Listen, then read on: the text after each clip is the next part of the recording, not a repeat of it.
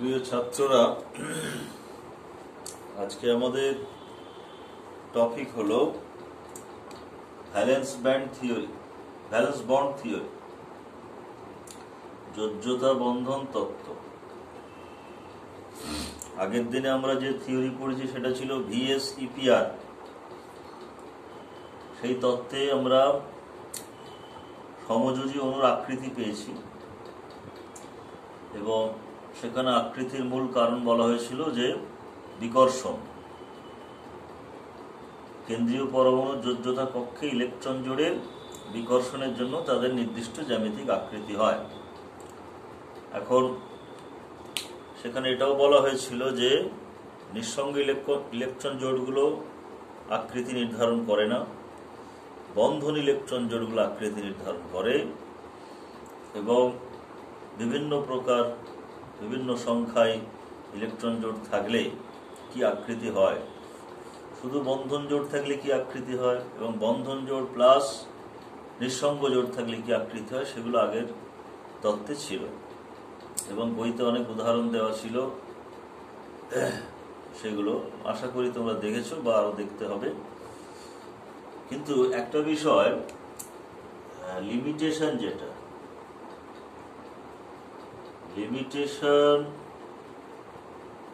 Of VSEPR সেটা কি?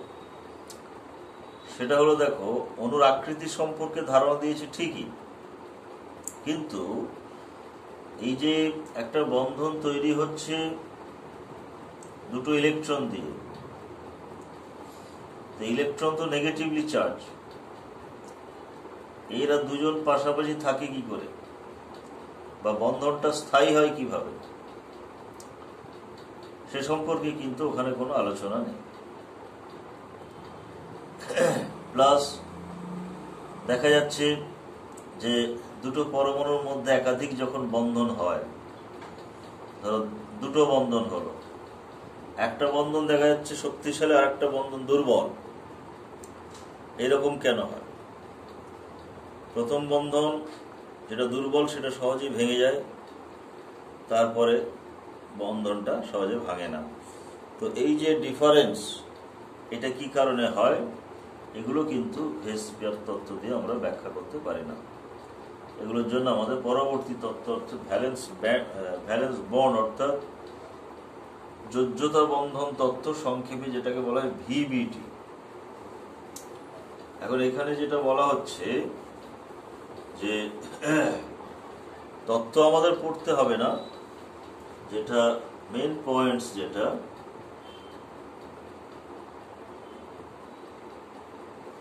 সেটা হলো যে কোভ্যালেন্ট বন্ড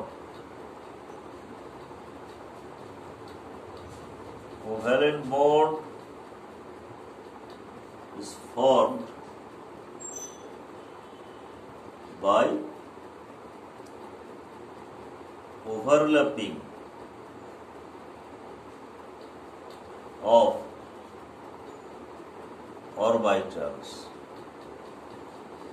অরবাইটালসের ওভারল্যাপিংয়ে কোভ্যালেন্ট বন্ড তৈরি হয়। 2 নম্বরে, orbitals to be overlapped must contain unpaired electron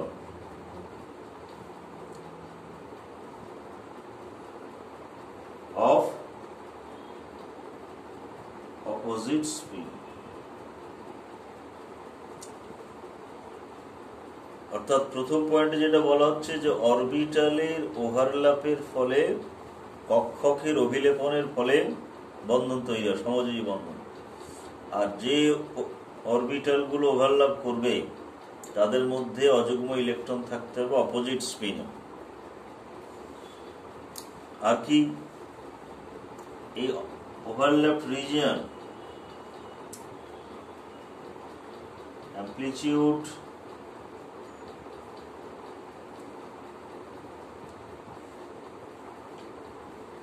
of overlapped region determines the strength of bond.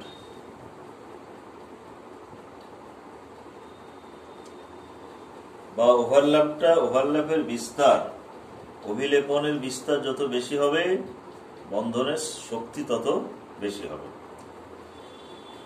এটা গেল তিনটে পয়েন্ট। অর্থাৎ প্রথম পয়েন্ট হচ্ছে কোভ্যালেন্ট বন্ড তৈরি হয় কক্ষকের অভিলেপন দ্বারা। দ্বিতীয় পয়েন্ট, যে কক্ষকগুলো অভিলেপন করবে তাদের মধ্যে আনপেয়ার্ড ইলেকট্রন থাকতে হবে।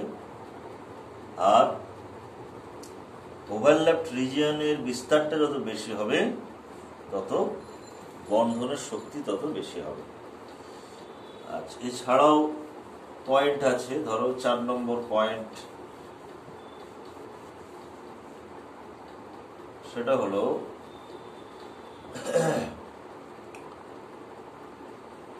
যে atoms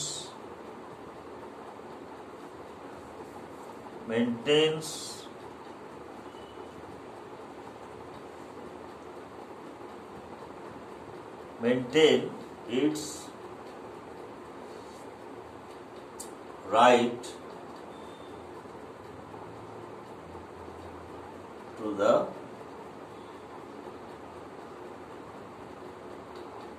overlapped orbit.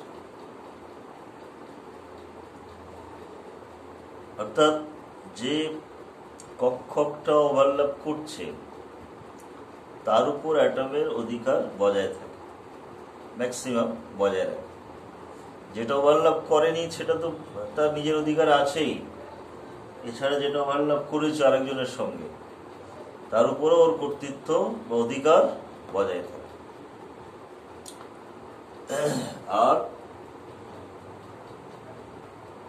two electrons from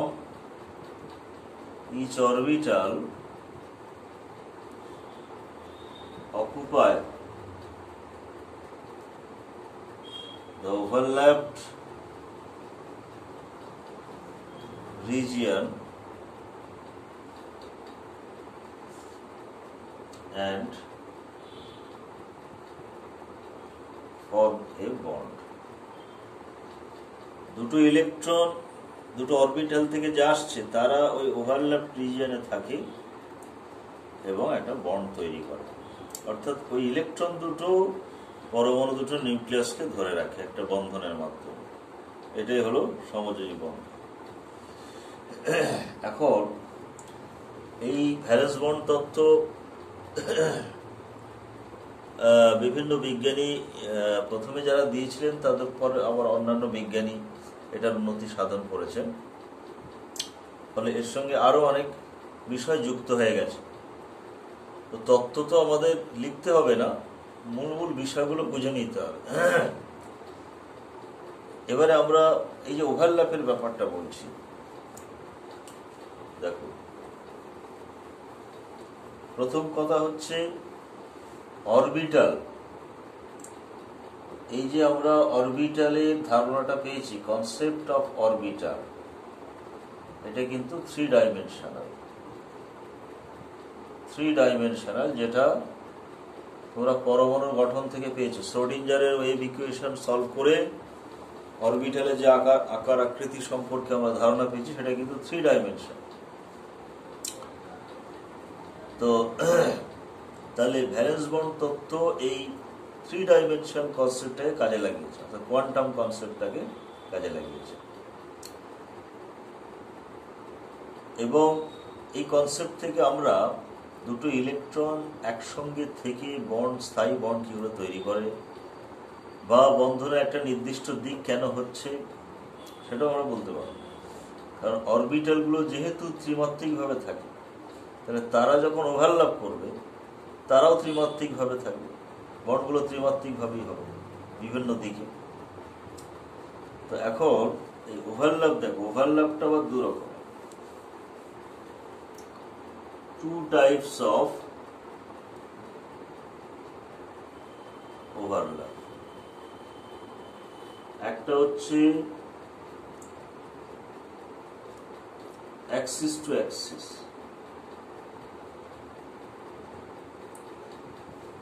বা হেড অন ওভারল্যাপ, মুখোমুখি। এখান থেকে যেটা তৈরি হবে, this will result sigma bond formation.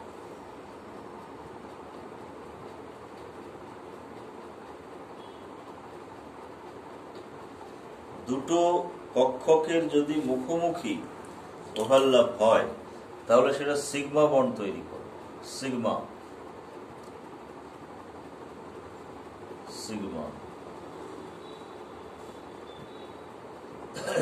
আর যদি সাইডওয়েজ হয়, সাইডওয়েজ অর পার্শিয়াল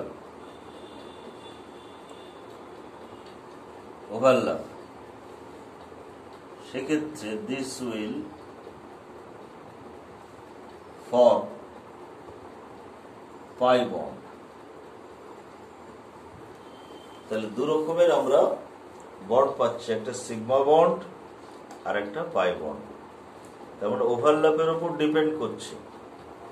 যদি মুখোমুখি ওভারল্যাপ হয় তাহলে সেক্ষেত্রে সিগমা বন্ড তৈরি হবে, আর যদি সাইডওয়েজ ওভারল্যাপ হয়, মানে পাশাপাশি ওভারল্যাপ বা আংশিক ওভারল্যাপ হয়, তাহলে সেটা পাই বন্ড তৈরি করবে। তো এখন মুখোমুখি ওভারল্যাপ, দুটো পরমাণুর মধ্যে মুখোমুখি ওভারল্যাপ একটাই হতে পারে, ফলে দুটো পরমাণুর মধ্যে সিগমা বন্ড একটাই হয়।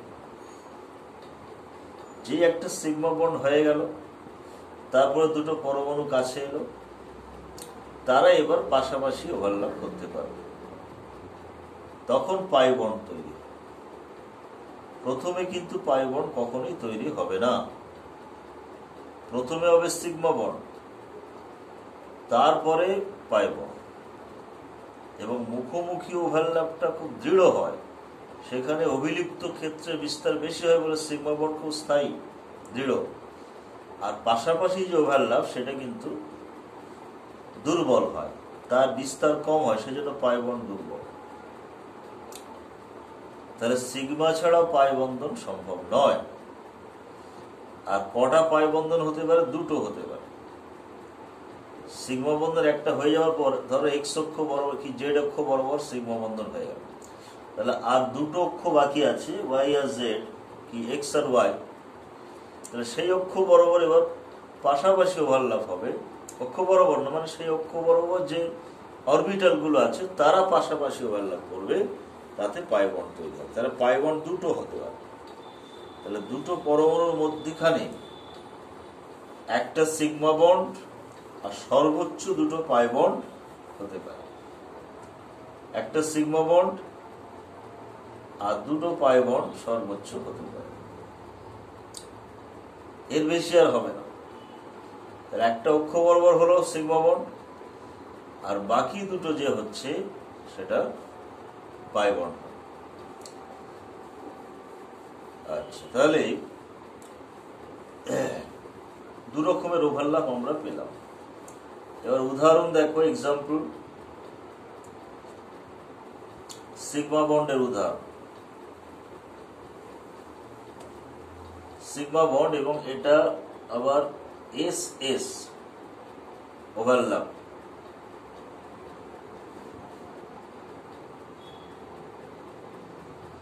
হাইড্রোজেনের ক্ষেত্রে H2 মলিকিউল এটা দেখা যায়।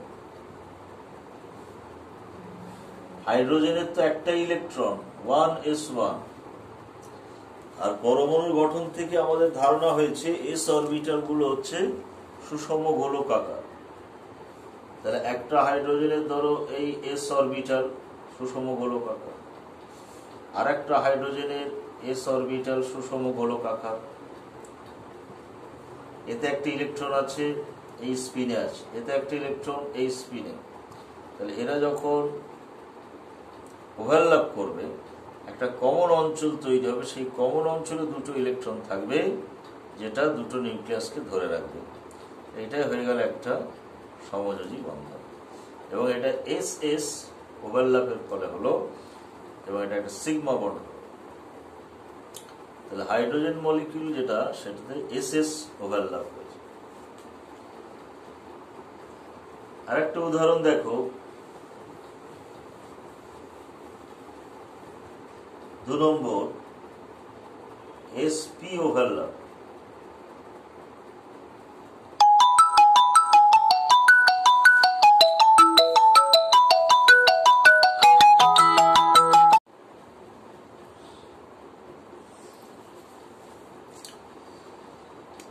আচ্ছা দেখো, সেকেন্ড ক্যাটেগরি যে ওভারল্যাপ, সেটা sp ওভারল্যাপ। একটা s অরবিটালের সঙ্গে আর একটা p অরবিটালের ওভারল্যাপ। এটা তো সিগমা বন্ধন তৈরি হবে এবং অক্ষ বরাবর ওভারল্যাপ এটা।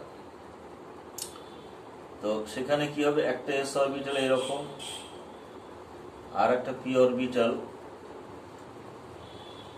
এইরকম। p অরবিটাল ডাম্বেল আকৃতি বিশিষ্ট, আমরা জানি।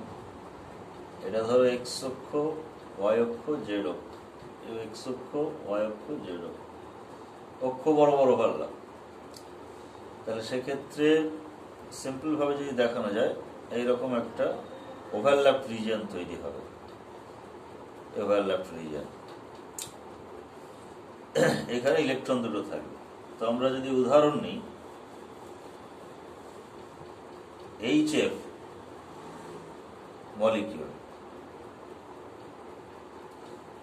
HF অণু কি করে তৈরি হয়? হাইড্রোজেনের হচ্ছে একটা ইলেকট্রন 1s1, আর ফ্লুরিনের 9টা ইলেকট্রন 1s2, 2s2, 2p5। এটা দ্বিতীয় কক্ষ, সর্ববহিস্থ কক্ষ। এখানে 2s এ দুটো ইলেকট্রন জোড়বদ্ধ অবস্থায় আছে, আর p-তে 5টা ইলেকট্রন হুন্ডের নিয়ম অনুসারে আগে একটা করে যাবে, তারপরে জোড়বদ্ধ হবে।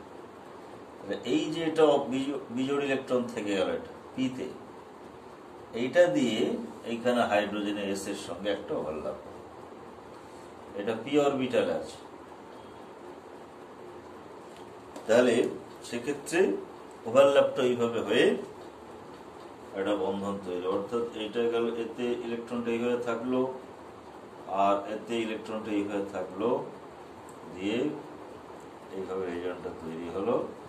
এটা একটা সিগমা বন্ড HF তৈরি হলো। এটা H অক্ষ বরাবর হলো, এটা অক্ষ বরাবর সিগমা বন্ড তৈরি। তাহলে দু রকমের হলো, এবং আগে যে SS এর সঙ্গে হয়েছে, এখন SP হলো। এই দুটোর মধ্যে কোনটাতে বিস্তার বেশি হবে বলতে পারবে?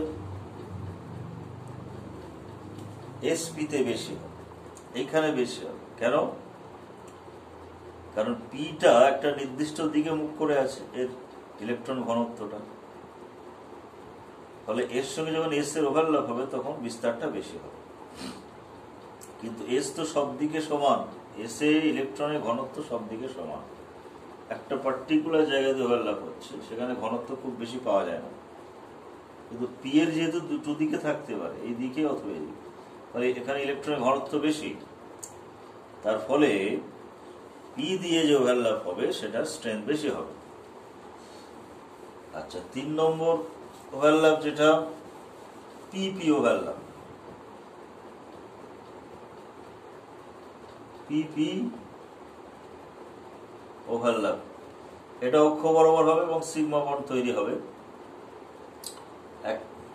একটা P ধরো এরকম x অক্ষ বরাবর আছে, কি z অক্ষ বরাবর আছে, আর একটা P এইভাবে z অক্ষ বরাবর আছে। তাহলে দুজনের মধ্যে ওভারল্যাপ হলে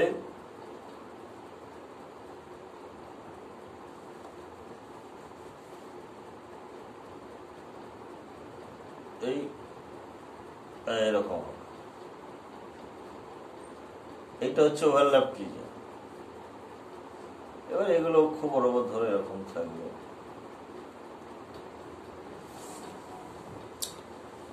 তাহলে এটা পিপি ওভারল্যাপ হলো, এবং এখানে অভিলিপ্ত ক্ষেত্রে বিস্তার আরো বেশি হবে।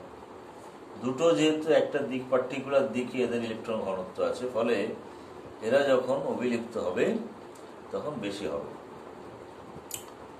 এবং এর উদাহরণ কি, F2 মলিকিউল যখন তৈরি হয়,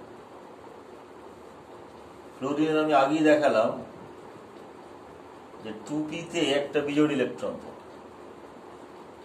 তাহলে একটা 2p, তাতে একটা বিজোড় ইলেকট্রন রইল, আর একটা 2p, তাতে একটা বিজোড় ইলেকট্রন রইল, ওভারল্যাপ করে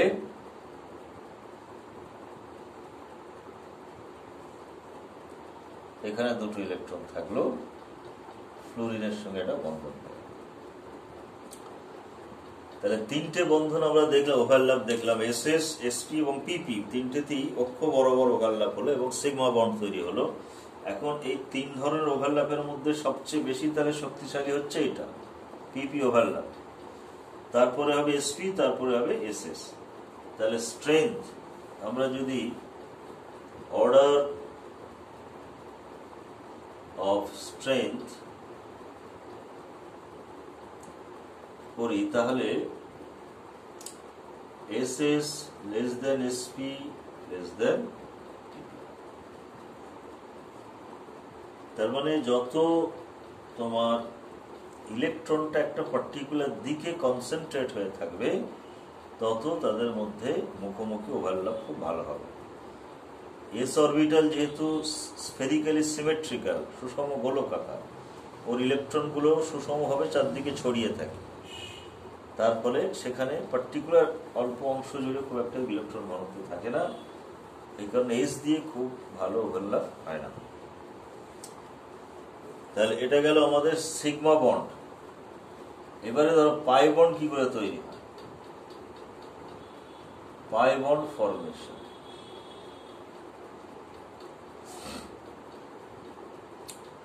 পাই বন্ড কি করে হয় দেখো, আমরা কার্বনের ক্ষেত্রে জানি এরকম ডাবল বন্ড অনেক হয়। ধরো কার্বনের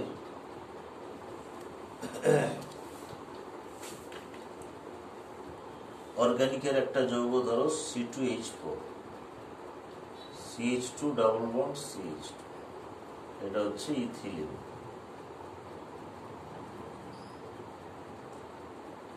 জৈব যৌগেও পাই বন্ড অনেক আছে, তো কার্বন দিয়ে বোঝানোটা সুবিধা হবে। দেখো তো কার্বনের 6টা ইলেকট্রন, 1s2, 2s2, 2p2, এটা বাইরের পক্ষ। 2s এ দুটো ইলেকট্রন জোড়বদ্ধ, আর p তে দুটো ইলেকট্রন হুন্ডের নিয়ম অনুসারে একটা করে আছে। কার্বন যখন বন্ড করে তখন এখান থেকে একটা ইলেকট্রনকে এখানে পাঠিয়ে দেয়, দিলে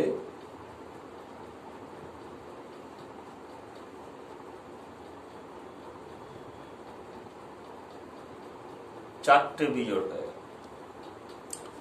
এই চারটে বিজোড় ইলেকট্রন দিয়ে চারটে সমযোজী বন্ধন তৈরি করতে পারবে। ইথিলিনে কার্বনের এক একটা কার্বনের চারটে করে সমযোজী বন্ধন আছে। হাইড্রোজেন গুলোকে যদি আমি এইভাবে দেখাই বন্ড দিয়ে,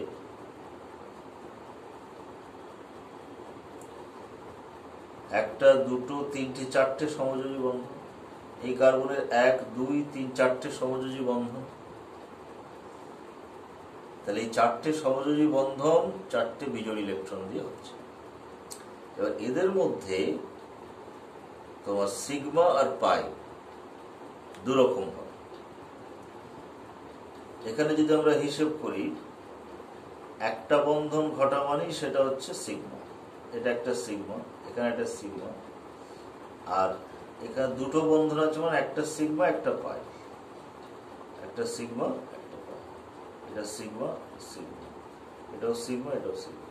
তার মানে এক একটা কার্বন তিনটে সিগমা আর একটা পাই বন্ধন, তিনটে সিগমা বন্ধন করছে আর একটা পাই বন্ধন। কিভাবে হচ্ছে দেখো, তবে একই পরমাণুর সঙ্গে নয়, একই পরমাণুর সঙ্গে একটাই সিগমা বন্ধন হবে, মানে যে কোনো দুটো পরমাণুর মাঝে একটাই সিগমা বন্ড হবে, বাকিগুলো পাই। এখানে কার্বনের সঙ্গে কার্বনের যেমন সিগমা বন্ড হচ্ছে, আবার কার্বনের সঙ্গে হাইড্রোজেনেরও সিগমা বন্ড। সেটা কিভাবে হচ্ছে দেখো,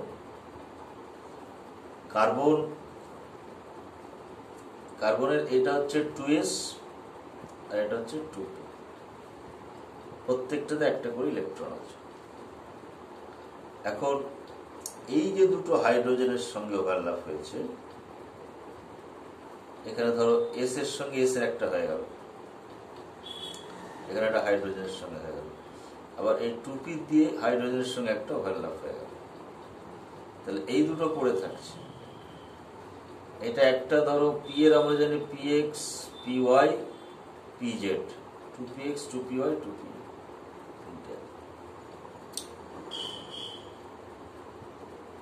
এবার এরকম আরো একটা কার্বন আছে, সেই কার্বনও দুটো বন্ধন হাইড্রোজেনের সঙ্গে করে নিচ্ছে, সিগমা বন্ধন, এটাও সিগমা এটাও সিগমা।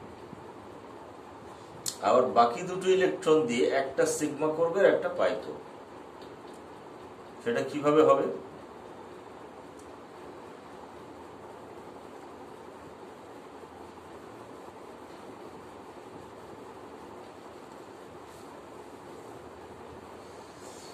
তো এমনি পাই বন্ধন যে গঠন হয়, সেখানে এটা ধরো অক্ষ বরাবর পাই বন্ধন আছে,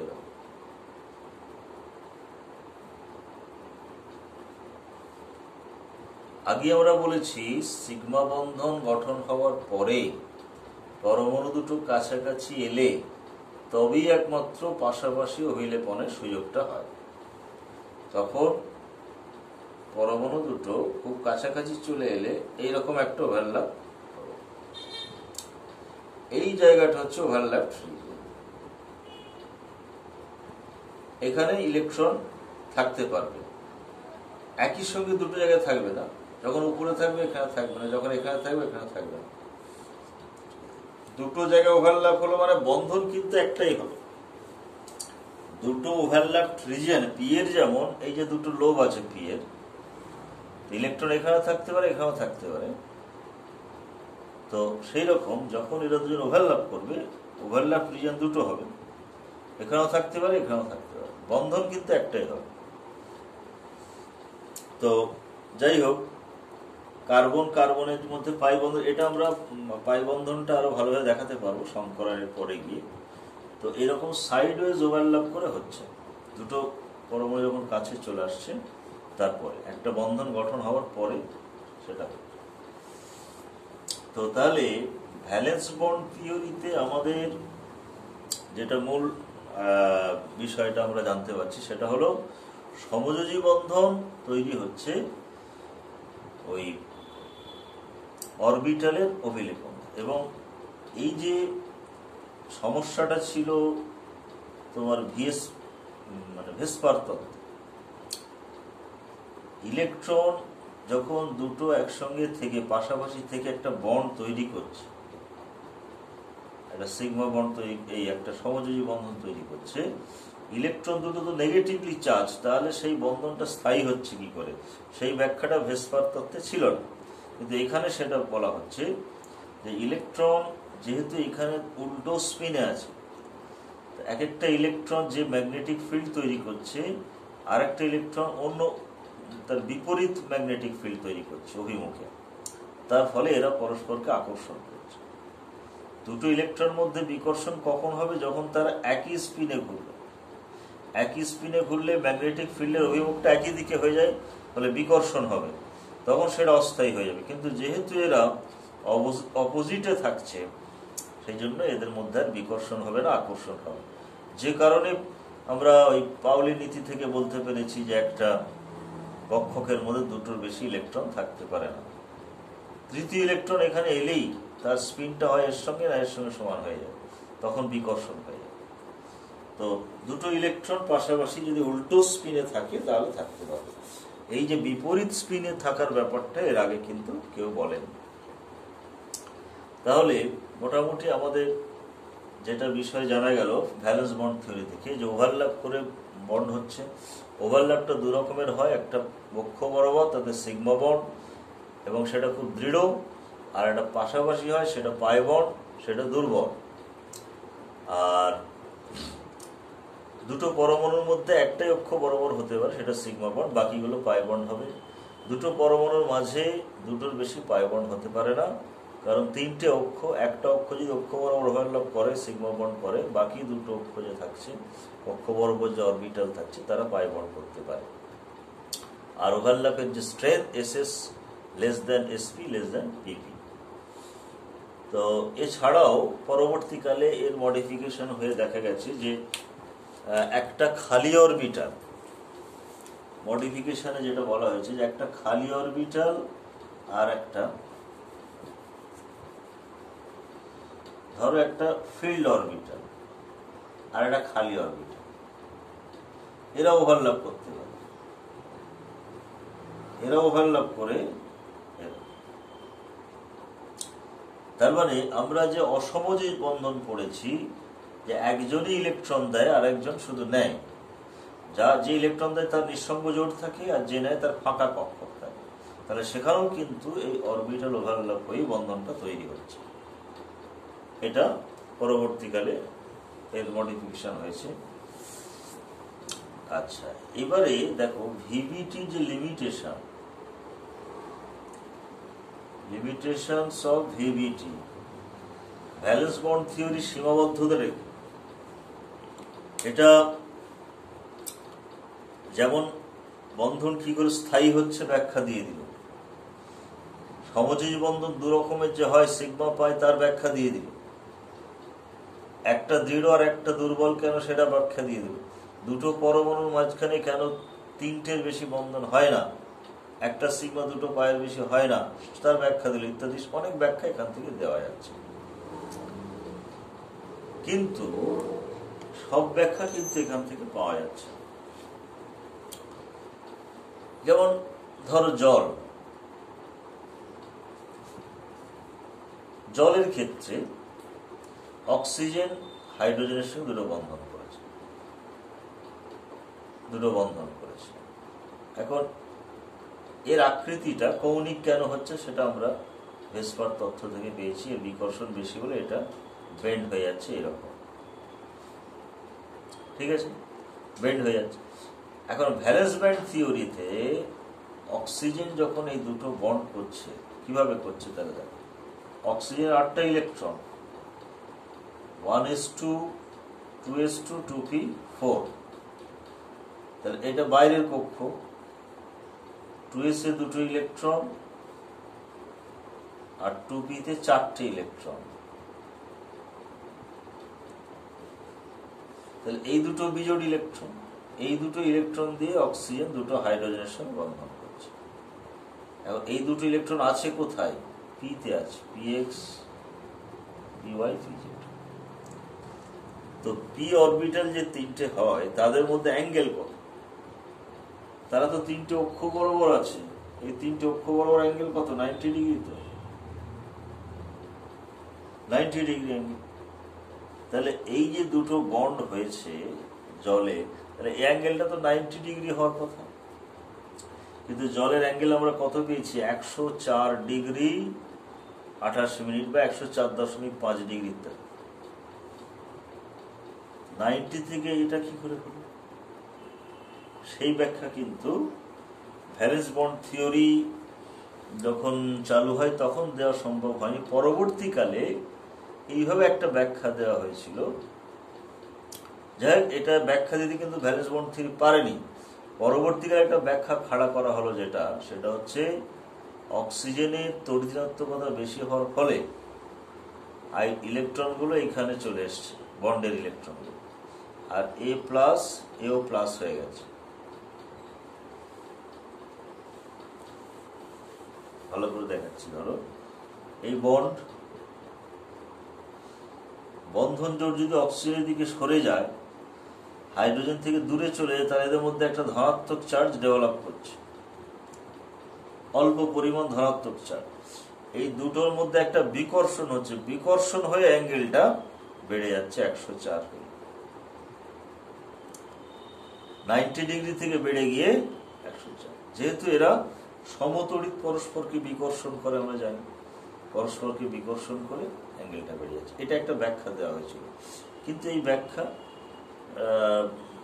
ঠিক স্যাটিসফাইড নয় এবং সব জায়গাতে এই ব্যাখ্যা দিয়ে করা যায় না। এটা একটা বিষয় গেল জলের ক্ষেত্রে। দেখো আর একটা উদাহরণ দিই, বেরিলিয়াম ক্লোরাইড। বেরিলিয়াম ক্লোরাইডে এই যে দুটো বন্ধন আছে BeCl2, ভ্যালেন্স বন্ড থিওরি অনুযায়ী এই দুটো বন্ধনের চরিত্র সমান হওয়ার কথা নয়। কেন? কারণ দুটো বন্ধন সমান ওভারল্যাপ দিয়ে তৈরি হয়নি।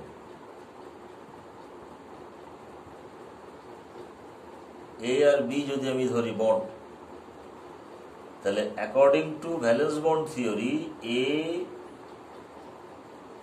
Not equal to B, not equivalent to B ধর।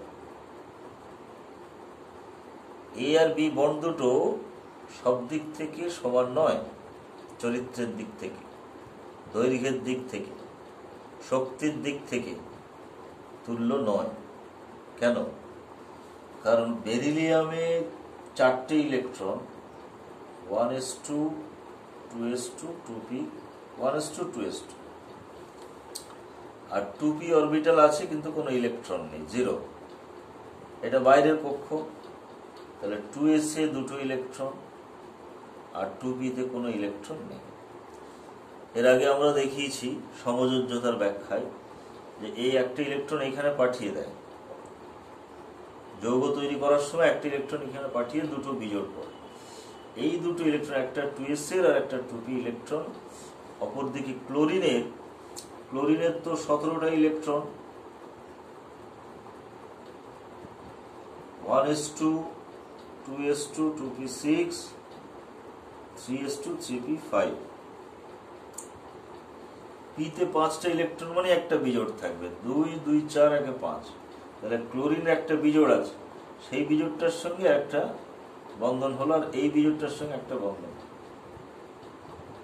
তাহলে দেখো একটা বন্ধন তৈরি হয়েছে, এটা যদি ধরছি এস এর সঙ্গে ক্লোরিনের পি এর, S প্লাস পি ওভারল্যাপ। আর একটা তৈরি হয়েছে কার্বনের 2p, বেরিলিয়ামের 2p আর ক্লোরিনের 2p ওভারল্যাপ। তো আমরা ভ্যালেন্স বন্ড তত্ত্বে দেখলাম যে spp ওভারল্যাপের স্ট্রেংথটা sp থেকে বেশি হয়। তাহলে এই যে ওভারল্যাপ দিয়ে বন্ডটা তৈরি হয়েছে, এইটার শক্তি বেশি হবে আর এটার শক্তি কম হবে। তার মানে বেরিলিয়াম ক্লোরাইডের দু রকমের বন্ড আছে ভ্যালেন্স বন্ড থিওরি অনুযায়ী, কিন্তু বাস্তব বলছে যে না, বেরিলিয়াম ক্লোরাইডে এই দুটো বন্ধন আইডেন্টিক্যাল বা ইকুইভ্যালেন্ট, তুল্য। এদের বন্ধন দৈর্ঘ্য, এদের শক্তি, এদের কি বলে চরিত্র সব সেম।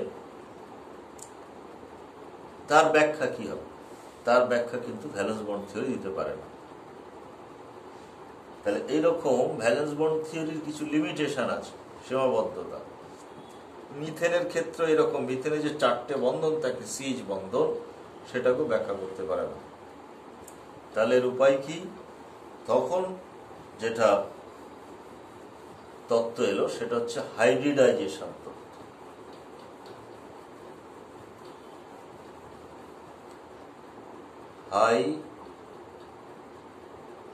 হাইব্রিডাইজেশন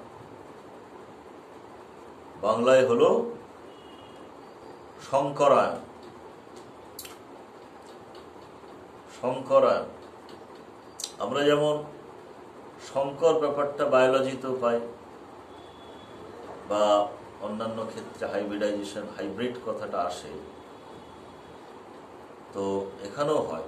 হাইব্রিড মানে দুটো ভিন্ন বৈশিষ্ট্যের মিলন হচ্ছে, দিয়ে একটা নতুন ধরনের জিনিস তৈরি হচ্ছে, এখানেও সেটা হয়। এই তত্ত্বে বলা হচ্ছে যে ভ্যালেন্স বন্ড থিওরিতে যেটা বলেছে যে ভিভিটি বলছে pure atomic orbitals overlap. Valence bond theory বলছে যে বিশুদ্ধ পারমাণবিক কক্ষকগুলোই ওভারল্যাপ করে, কিন্তু হাইব্রিডাইজেশন তত্ত্ব বলছে যে না, হাইব্রিডাইজেশন তত্ত্ব বলছে যে যে কেন্দ্রীয় পরমাণু হয়, orbitals of central atom,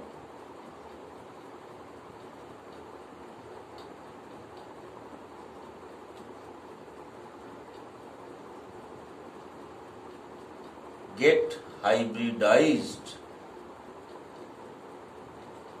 hybridized at first, then overlap with the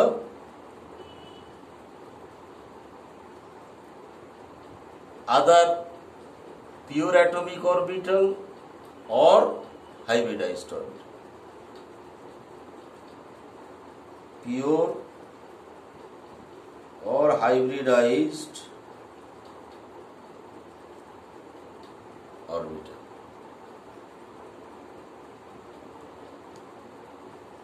অর্থাৎ এখানে কিন্তু পিওর অরবিটালের ওভারল্যাপ হচ্ছে না।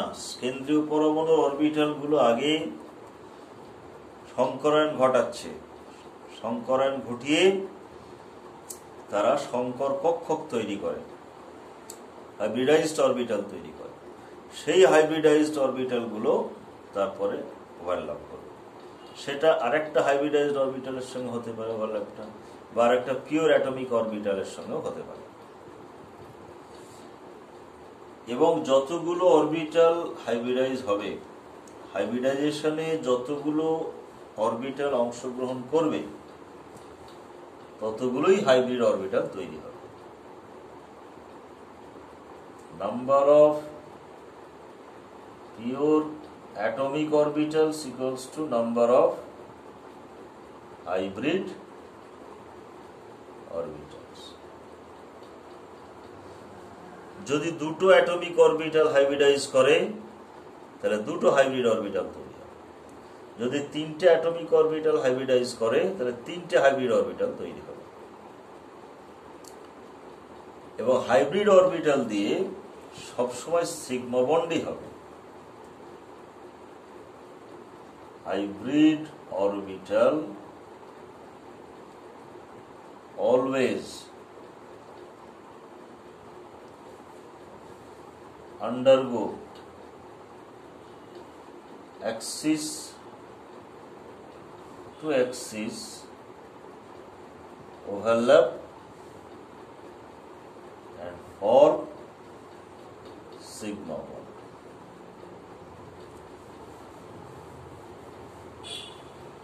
হাইব্রিড অরবিটাল গুলো সবসময় অক্ষ বরাবর ওভারল্যাপ করে সিগমা বন্ড তৈরি করে। তাহলে পাই বন্ড কি করে তৈরি হবে? পাই বন্ড যেমন আগের নিয়মে ভ্যালেন্স বন্ড যা বলেছে তাই, অর্থাৎ সিগমা বন্ড তৈরি হওয়ার পরে পরমাণু দুটো কাছে আসবে, তখন তাদের মধ্যে পার্শ্বীয় অভিলেপন হবে, হয়ে পাই বন্ড তৈরি হবে।